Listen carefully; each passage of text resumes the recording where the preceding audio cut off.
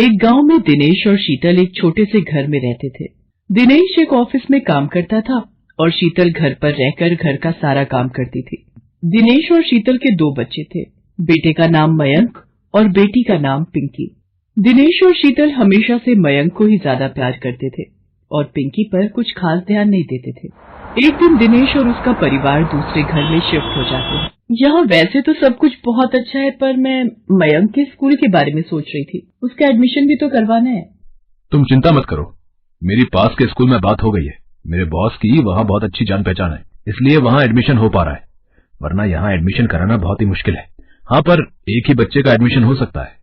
हाँ, तो मयंक का एडमिशन करा देंगे। और मैं कौन से स्कूल में पढ़ूंगी माँ? ओह, बड़ी आई पढ़ने वाली। पढ़ लिख कर कोई डॉक्टर नहीं बन जाएगी तू। आखिर एक दिन शादी करके अपने घर ही जाना है तुझे, समझी? पिंकी बहुत रोती है, पर कोई भी उसकी बात सुनने को तैयार नहीं होता। कुछ दिन बाद से मयंक नए स्कूल जाना शुरू कर देता है। एक सुबह वो स्कूल के लिए निकल ही रहा होता है कि तभी पिंकी उसके कमरे में आती है। देख मेरा नया बैग, नई बोतल। तुझे पता है मेरा स्कूल कितना सुंदर है, कितने सारे झूले हैं वहाँ।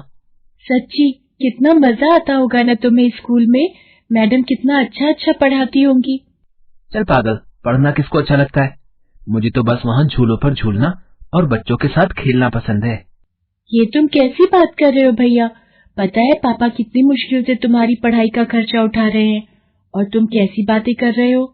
मैं तुझे जो बात बोल रहा हूँ उसे बस अपने तक ही रखना, समझी? वरना मम्मी से तेरी शिकायत कर दूंगा, और तुझे तो पता ही है फिर मम्मी तेरा क्या हाल करेंगी। तभी वहाँ शीतल आ जाती है। कितनी देर हो गई मयंक, चलो जल्दी स्कूल जाओ वरना बस निकल जाएगी। फिर मयंक स्कूल के लिए निकल जाता है। पिंकी पूरा दिन घर के कामों में ही अपनी माँ का हाथ बटाती रहती है। उसे स्कूल ना जाने का बड़ा ही दुख होता था, पर वो कुछ भी नहीं कर सकती थी।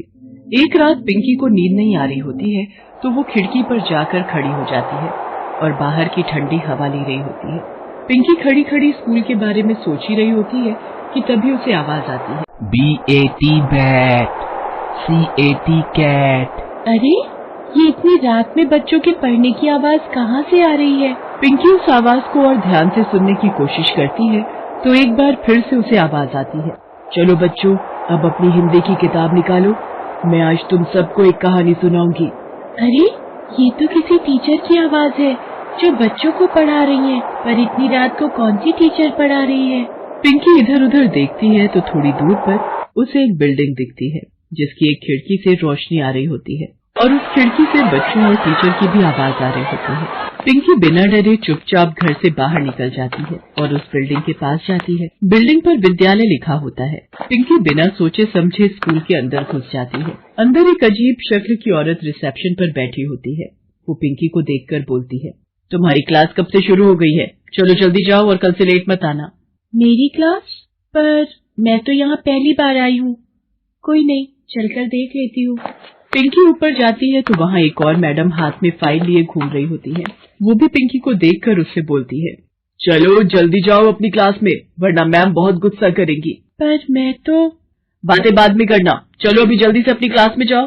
पिंकी को कुछ समझ नहीं आता कि आखिर उसके साथ ये क्या हो रहा है। वो पहली बार उस स्कूल में आई है, पर सब उसके साथ ऐसा व्यवहार कर रहे हैं जैसे वो उसी स्कूल की बच्ची हो। पिंकी क्लास में घुसती है तो उसकी आंखें फटी की फटी रह जाती हैं।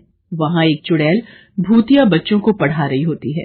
पिंकी जोर से चिल्लाती है, बचाओ! शोर मत मचाओ, दिख नहीं रहा बच्चे टेस्ट कर रहे हैं, और तुम इतनी लेट क्यों आई हो?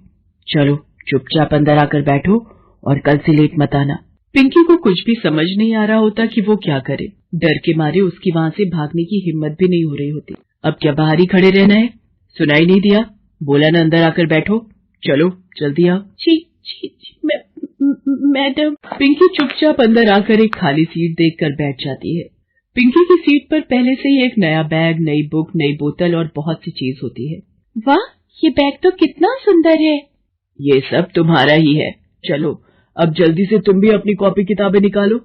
पिंकी अपने बैग से कॉपी किताबें निकालती है और बाकी भूतिया बच्चों के साथ पढ़ने लगती है। चुड़ैल टीचर बड़े ही प्यार से बच्चों को पढ़ा रही होती है।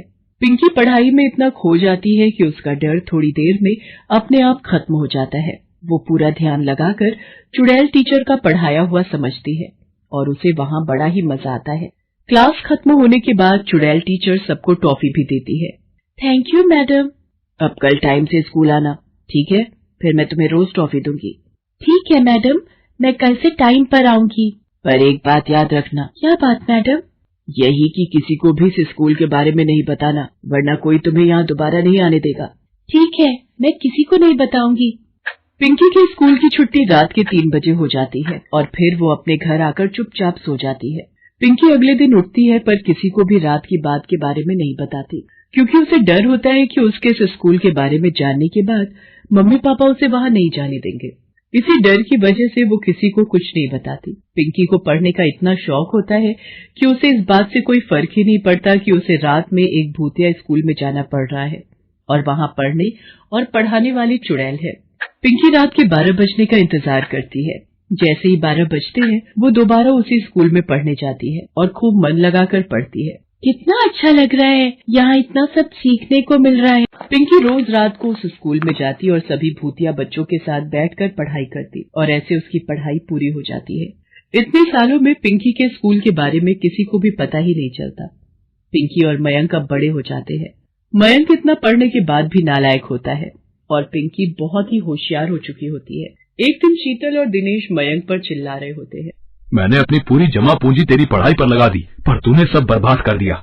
जब देखो फेल ही होता है। हद हो गई है, मेरे पास अब एक पैसा नहीं बचा जो मैं तेरी पढ़ाई पर लगा सकूं, समझा? आपने मेरे ऊपर पैसे लगाए तो कोई एहसान नहीं किया मुझ पर, और मैंने अपनी तरफ से पढ़ाई की है। अब मैं फेल हो गया तो हो गया, इसमें इतना गुस्सा क्यों रहे हो?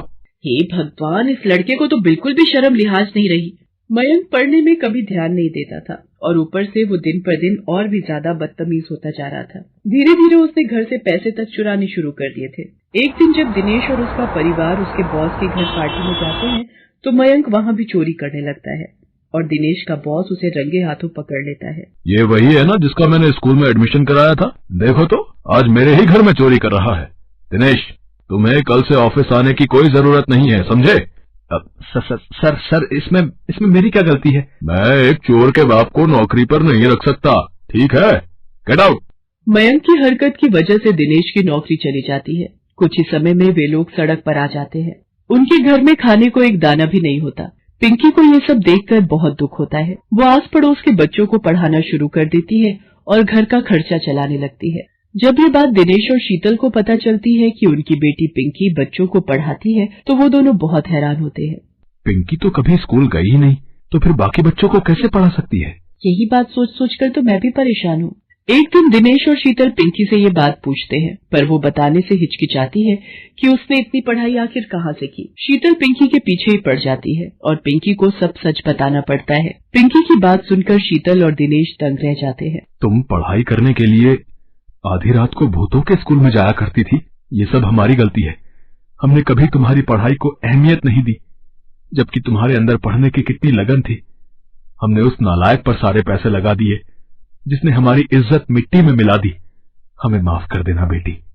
दिनेश और शीतल को अपनी गलती का एहसास हो जाता है। पिंकी उसके बाद उस भूतिया स्कूल में पढ़ने कभी दोबारा नहीं जाती, पर वहाँ की टीचरों को हमेशा दिल से धन्यवाद देती है। उन्हें कभी नहीं भूल। हेलो दोस्तों, कैसे हैं आप सब? हमारी कहानियाँ देखने के लिए हमारे चैनल को सब्सक्राइब कीजिए और हाँ, बेल आइकॉन पर क्लिक करना मत भूलिएगा।